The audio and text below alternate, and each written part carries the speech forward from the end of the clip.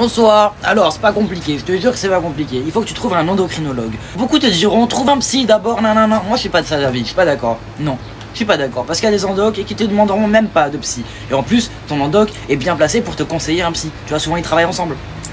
Donc, va voir d'abord un endocrinologue. Moi, c'est ce que j'ai fait. Tu lui dis bonsoir, je suis transgenre, j'aimerais débuter une transition et prendre des hormones. Il va t'aiguiller, il va te dire s'il a besoin d'une attestation psy ou non.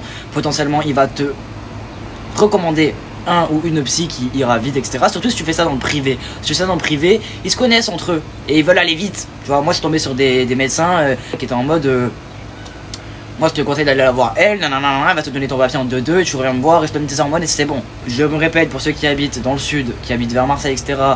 N'hésitez pas à me demander les noms, je peux vous les donner avec plaisir.